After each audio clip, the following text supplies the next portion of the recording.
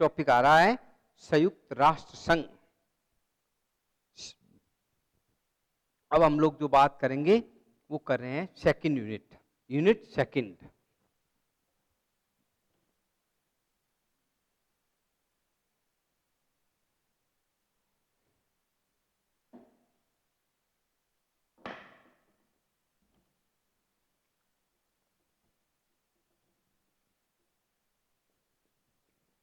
संयुक्त राष्ट्र संघ। देखिए बच्चों, संयुक्त राष्ट्र संघ की अगर अपन बात करें अंतर्राष्ट्रीय मंच के ऊपर, तो मैं आपको बताऊंगा कि संयुक्त राष्ट्र संघ की स्थापना कैसे हुई, संयुक्त राष्ट्र संघ कैसे बना, संयुक्त राष्ट्र संघ के सिद्धांत क्या है, इनके बारे में अगर अपन अध्ययन करें तो मैं आपको बताऊंगा कि फर्स्ट वर्ल्ड वॉर के पश्चात जो है अंतरराष्ट्रीय स्तर पर हम स्थिति को अगर अपन देखें तो फर्स्ट वर्ल्ड वॉर के अंतर्गत जो है एक भीषण नरसंहार हुआ था और इसकी स्थापना जो है अंतरराष्ट्रीय सहयोग सद्भावना की दिशा में जो है फर्स्ट वर्ल्ड वॉर के बाद में जो राष्ट्र संघ की स्थापना हुई वो बहुत अधिक महत्वपूर्ण थी। लेकिन अंतर्राष्ट्रीय स्तर पर नाजीवाद और फांसीवाद का उदय होता है और 1939 के अंतर्गत सेकेंड वर्ल्ड वॉर होता है और उसके पश्चात जो है विश्व के अंतर्गत सेकेंड वर्ल्ड वॉर के अंतर्गत जब जापान के जो दो बड़े शहर हिरोशिमा और नागासाकी के ऊपर बमबारी की जाती है, तो मैं आपको बताऊं कि अंतर्राष्ट्रीय स्तर पर जो है एक शांति की कामना की जाती है। इसी उद्देश्य को लेकर के अंतर्राष्ट्रीय स्तर पर विश्व को तीसरे विश्व युद्ध से बचाने के लिए जो है आपस में विचार विमर्श हुआ और ऐसी स्थिति के अंतर्गत हम लोग देखते हैं कि विश्व के अंतर्गत जो है मूल रूप से शांति के लिए एक संघर्ष होने लगा और एक ऐसे प्लेटफार्म की आवश्यकता महसूस की जाने लगी जिसके माध्यम से विश्व के अंतर्गत तीसरा विश्व युद्ध नहीं हो। इसलिए हम लोग देखते हैं कि अंतरराष्ट्रीय स्तर पर जब युद्ध चल रहा था तभी मैं आपको बता दूं कि इस युद्ध के चलते चलते ही लंदन घोषणा 1941 में युद्ध के चलते ही लंदन घोषणा की गई थी और इसका मुख्य उद्देश्य था कि भावी युद्ध की विभीषिका को रोकने के लिए एक ऐसे अंतरराष्ट्रीय स्तर पर प्लेटफार्म का निर्माण किया जाए जो युद्ध को रोक सके। नंबर 1 था लंदन घोषणा। नंबर 2 था अटलांटिक चार्टर। 1941 के अंतर्गत अमेरिका के राष्ट्रपति रूजवेल्ट और ब्रिटिश प्रधानमंत्री चर्चिल ने जो है अटलांटिक चार्टर की घोषणा की और अटलांटिक चार्टर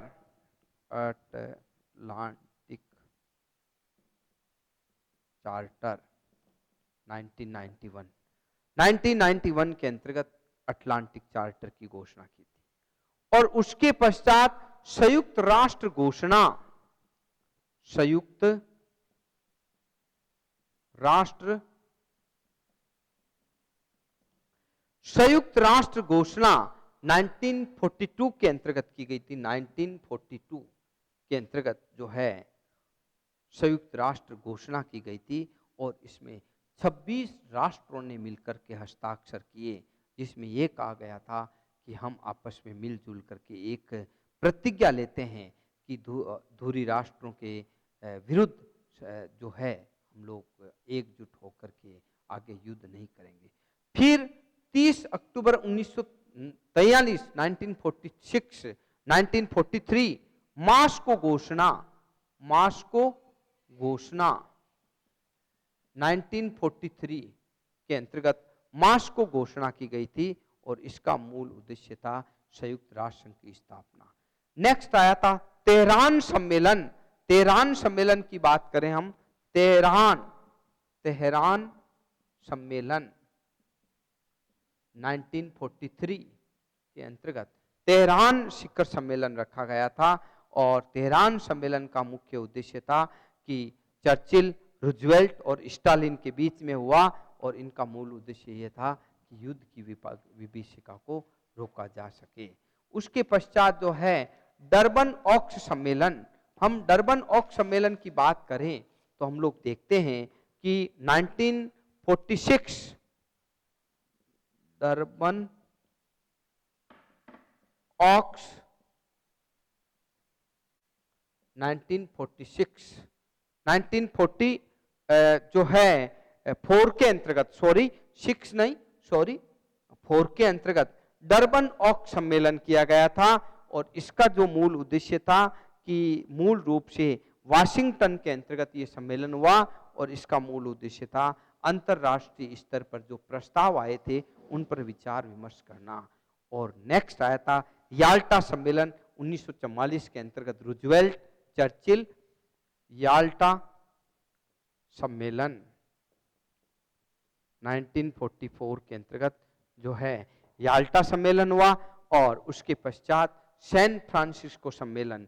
याल्टा के निर्णय के अनुसार 25 अप्रैल 1945 को जो है सैन फ्रांसिस्को सम्मेलन हुआ और जिसमें संयुक्त राष्ट्र संघ के अंतर्गत हस्ताक्षर हुए और जो है 21 राष्ट्र इसके अंतर्गत सम्मिलित हुए और 24 अक्टूबर 1945 को जो है विभिन्न राज्यों ने इसकी स्वीकृति दी और एक चार्टर के रूप में इसे सम्मिलित किया गया था।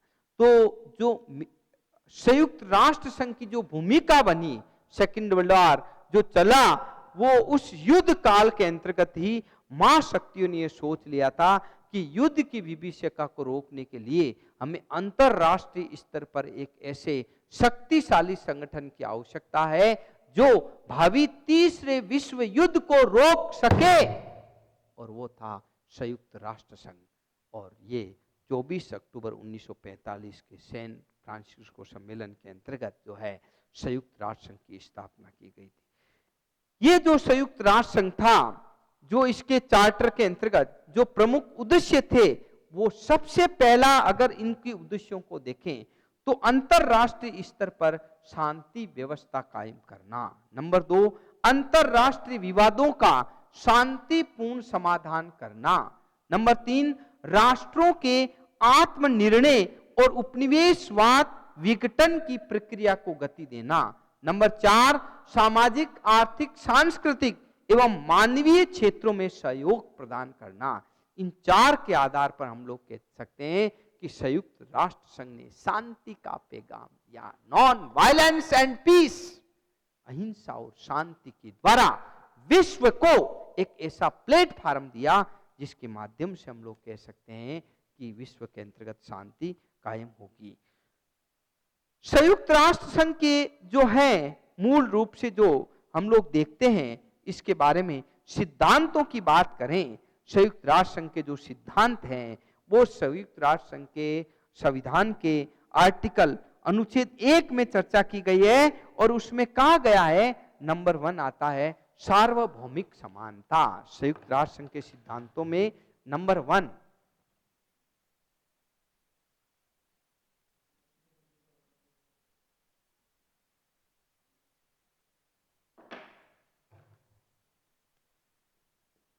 सार्वभौमिक समानता। संयुक्त राष्ट्र संघ के चार्टर में कहा गया है सार्वभौमिक समानता, यानी कि राष्ट्रों के मध्य है वो आधारभूत सिद्धांत है और सभी राष्ट्र सार्वभौमिक रूप से शक्ति संपन्न और समान है। इस सिद्धांत में 2 बातें कही गई है, पहली सार्वभौमिक शक्ति संपन्न और दूसरी समानता। सामान्यतया सार्वभौम शक्ति संपन्न का तात्पर्य है कि प्रत्येक राज्य अपने भौगोलिक क्षेत्र के अंतर्गत सर्वोच्च है और उसमें उसकी आज्ञा ही सर्वोपरि है। तो ऐसी स्थिति के अंतर्गत इक्विलिटी, सभी राष्ट्रों को संयुक्त राष्ट्र संघ समानता का दर्जा देता है।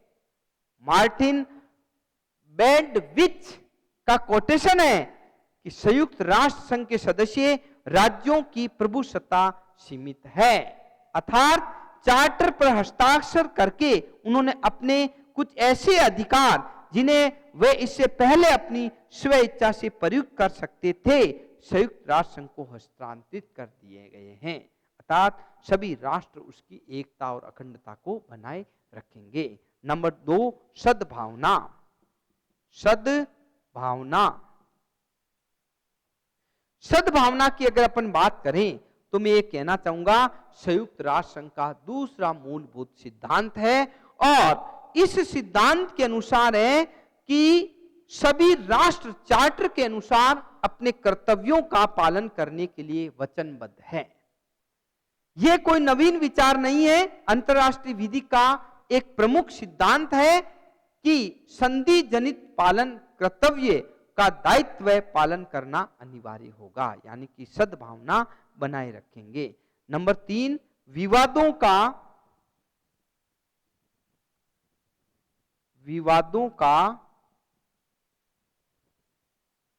शांतिपूर्ण समाधान। विवादों का शांतिपूर्ण समाधान संयुक्त राष्ट्र संघ का तीसरा आधारभूत सिद्धांत है कि विवादों का शांतिपूर्ण समाधान किया जाएगा। अर्थात कोई भी संविधान के आर्टिकल 2 कोष्टक 3 में कहा गया है कि सभी सदस्य राज्य इस बात के लिए वचनबद्ध हैं कि वे अपने अंतर्राष्ट्रीय विवादों का समाधान शांतिपूर्वक करेंगे।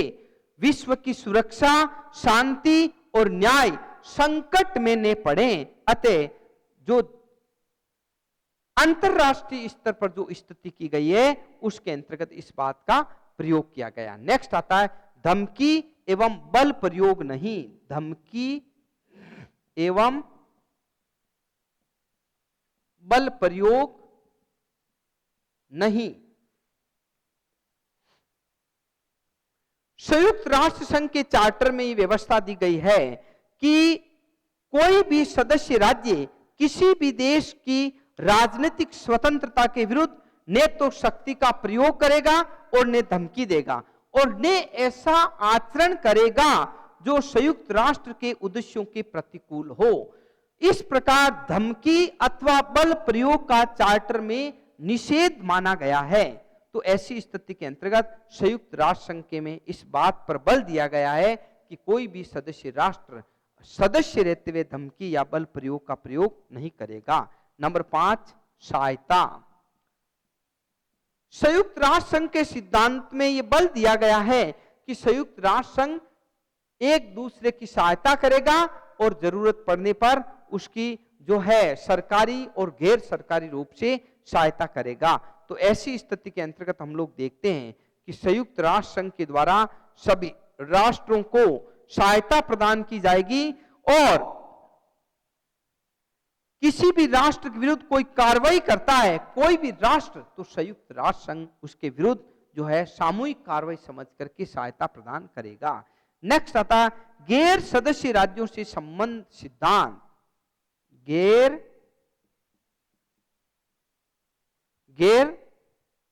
सदस्य राज्यों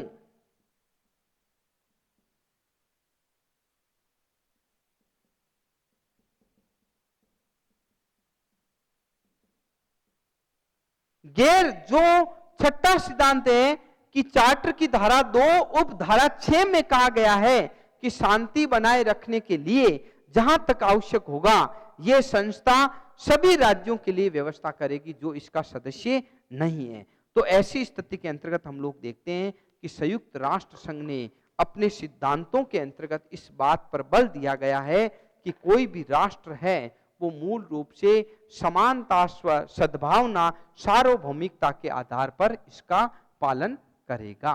तो इस तरह से हम लोग देखते हैं कि अंतरराष्ट्रीय राजनीति के अंतर्गत जो प्रोफेसर सुमा ने कहा है कि संयुक्त राष्ट्र संघ एक ऐसा प्लेटफॉर्म है जहां विभिन्न राष्ट्र अध्यक्ष आते हैं, जाते हैं और समस्या का अपना निदान करते हैं। तो ऐसी स्थिति के अंतर्गत जो संयुक्त राष्ट्र संघ है वो मूल रूप से शांति का पैगाम है और शांति की स्थापना करता है, और ऐसी स्थिति में संयुक्त राष्ट्र संघ के माध्यम से एक ऐसी विश्व व्यवस्था की परिकल्पना की गई है जो शांति के लिए कार्यरत है।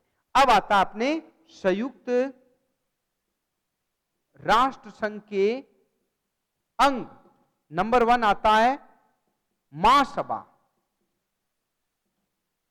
महासभा देखिए, संयुक्त राष्ट्र संघ के जहां तक अंगों की हम लोग बात करें तो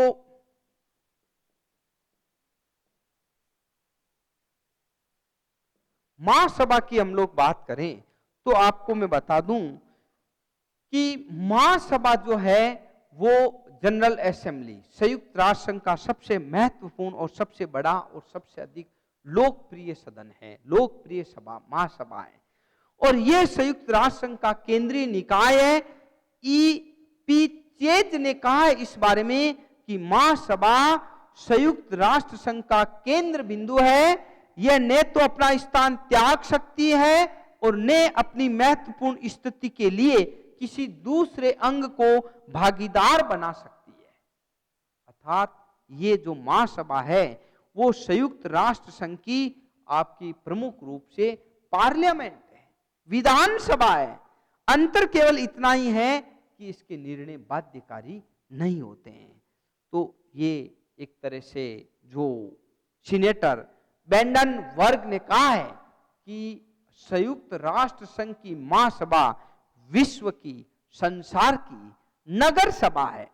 यही कारण है कि महासभा विश्व में आज विभिन्न राज्यों के अंतर्गत विचार विमर्श करके समस्याओं का समाधान करती है। तो ऐसी स्थिति के अंतर्गत हम लोग देखते हैं महासभा है वो मूल रूप से इसका महत्वपूर्ण कार्य होता है। महासभा का संगठन देखते हैं हम लोग तो महासभा संयुक्त राष्ट्र संघ का प्रतिनिधि सदन है, रिप्रेजेंटेटिव ऑफ यूएनओ। संघ के जितने भी सदस्य होंगे वो महासभा के पहले सदस्य होते हैं। और महासभा एक ऐसा अंग है जिसमें प्रत्येक 5 प्रतिनिधि और 5 वैकल्पिक प्रतिनिधि भेजे जाते हैं। और वर्तमान में मैं आपको बताऊं महासभा के अंतर्गत संपूर्ण विश्व से 192 के करीब लगभग सदस्य हैं। महासभा का सभापति की अगर अपन बात करें तो महासभा अपने सदस्यों में से अपने अधिवेशन के लिए एक सभापति का निर्वाचन करती है और वह महासभा का अध्यक्ष होता है जो महासभा की कार्रवाई का संचालन करता है। इसके अलावा जो महासभा है, जो मूल रूप से मैं आपको बताऊं कि महासभा की जो स्थिति को हम लोग देखें तो महासभा के जो है अनेक ऐसे कार्य हैं जो महत्वपूर्ण है। उसमें नंबर 1 पर आता विचारात्मक कार्य। विचारात्मक कार्य देखिए, संयुक्त राष्ट्र संघ का अगर कोई पहला अंग है तो वह है महासभा। और इसमें जो है विभिन्न राष्ट्रों से किसी भी समस्या पर विचार विमर्श किया जा सकता है। और विचार विमर्श करने के लिए अनुच्छेद 10 में कहा गया है कि महासभा घोषणा पत्र के अधिकार क्षेत्र में आने वाले तथा उसके द्वारा स्थापित विभिन्न निकायों के अधिकारों एवं कृत्यों से संबंधित सभी प्रश्नों पर विचार कर सकती है तथा इसके संबंध में अपनी सिफारिशें पेश कर सकती है। तो ऐसी स्थिति के अंतर्गत महासभा शांति व्यवस्था बनाए रखने के लिए विचार विमर्श करती है। संविधान के आर्टिकल 11 में कहा गया है कि महासभा विश्व शांति स्थापित करने के लिए जो है पर्याप्त रूप से विचार विमर्श कर सकती है। नंबर 2 आता निरीक्षणात्मक कार्य। निरीक्षणात्मक कार्य, निरीक्षणात्मक कार्यों का अगर अपन अध्ययन करें तो मैं आपको कहूंगा कि महासभा संयुक्त राष्ट्र संघ की केंद्रीय संस्था है और चार्टर के द्वारा इसे निरीक्षणात्मक कार्य करने के लिए कहा गया है। इस कार्य के लिए महासभा सुरक्षा परिषद संयुक्त राष्ट्र संघ के अन्य विभागों से रिपोर्ट प्राप्त कर उस पर विचार कर अपना मत प्रकट करती है। चार्टर के अनुच्छेद 15 में महासभा को संघ के दूसरे अंगों से प्रतिवेदन प्राप्त करने और उस पर विचार विमर्श करने का अधिकार प्राप्त है। तो ऐसी स्थिति के अंतर्गत हम लोग देखते हैं, आर्टिकल 13 की बात करें तो सामाजिक, आर्थिक, राजनीतिक, धार्मिक, शैक्षणिक, स्वास्थ्य संबंधी अंतरराष्ट्रीय स्तर पर ये जांच पड़ताल भी करने का अधिकार रखती है। नेक्स्ट आता है वित्तीय कार्य।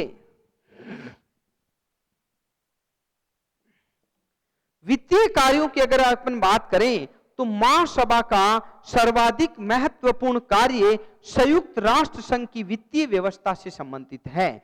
यह कार्य राष्ट्रीय व्यवस्थापिका के परंपरागत धन संबंधी कार्यों से मिलता जुलता है। तो ऐसी स्थिति के अंतर्गत हम लोग देखते हैं कि जो महासभा है, आर्टिकल 17 के अंतर्गत हम लोग देखें तो संयुक्त राष्ट्र संघ के बजट पर विचार करना, उसे स्वीकार करना और अस्वीकार करना महासभा का प्रमुख कार्य है। और महासभा बजट संबंधित संपूर्ण कार्य संयुक्त राष्ट्र संघ का वो है महासभा करती है। नेक्स्ट आता है संगठनात्मक कार्य। संगठनात्मक कार्य, संगठनात्मक कार्यों को हम लोग देखें तो महासभा के पास निर्वाचन संबंधी अनेक शक्तियां हैं। इस कार्य के अंतर्गत वह दोहरे निर्वाचन संबंधी अधिकार का प्रयोग करती है। सर्वप्रथम महासभा सुरक्षा परिषद की सलाह पर संघ में नए सदस्यों को सदस्यता प्रदान करती है, परंतु संघ में महासभा की अनुमति पर तब तक प्रवेश नहीं है जब तक सुरक्षा परिषद का समर्थन प्राप्त नहीं हो जाता। अर्थात सुरक्षा परिषद के 10 अस्थायी सदस्यों का चुनाव भी कौन करती है? महासभा करती है। तो महासभा को निर्वाचन संबंधी शक्तियां महत्वपूर्ण प्राप्त हैं। नंबर 5 आता है संवैधानिक कार्य। देखिए, संविधान के आर्टिकल 108 के अंतर्गत हम लोग देखें तो महासभा को चार्टर में संशोधन करने की शक्ति प्राप्त है।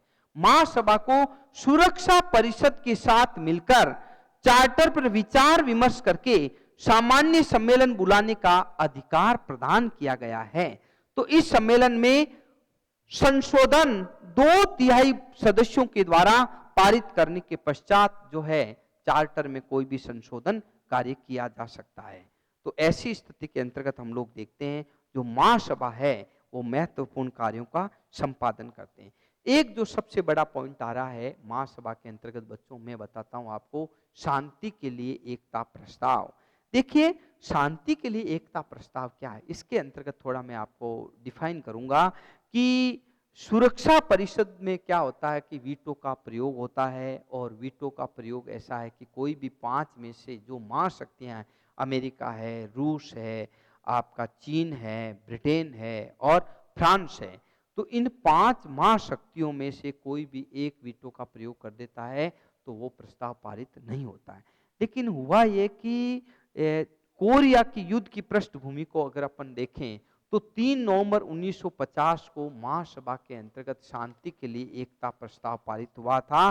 और उसमें यह हुआ था कि सोवियत संघ समर्थक उत्तर कोरिया ने दक्षिण कोरिया पर आक्रमण कर दिया।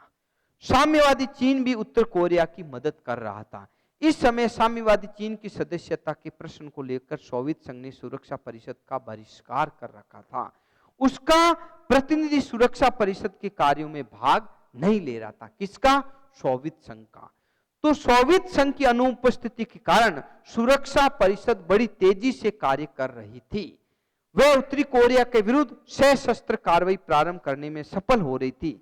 ऐसी परिस्थिति में सोवियत संघ ने बहिष्कार की नीति को त्यागने का निर्णय किया और उसने घोषणा की कि सुरक्षा परिषद के सत्रों में भाग लेगा।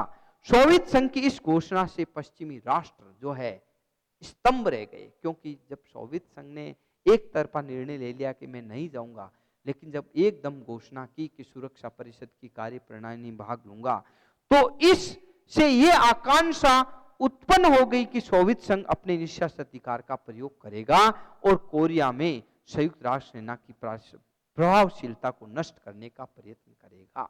अतः सोवियत संघ की अड़ंगेबाजी के विरुद्ध सुरक्षा के रूप अमेरिका के 7 राष्ट्रों ने 9 अक्टूबर 1950 को शांति के लिए एकता प्रस्ताव योजना रखी, जिसे महासभा ने 3 नवंबर 1950 को पारित कर लिया। इस प्रकार हम लोग देखते हैं कि महासभा के अंतर्गत जो है शांति के लिए एकता प्रस्ताव प्रभावशाली भूमिका के रूप में कार्य करने लगा। तो इस दृष्टि से हम लोग देखते हैं कि अंतरराष्ट्रीय स्तर पर अगर हम देखें महासभा तो मूल रूप से नगर सभा है, और इसके द्वारा जो है प्रारंभिक स्टेज पर संयुक्त राष्ट्र संघ की भूमिका के रूप में कार्य किया जाता है। नेक्स्ट।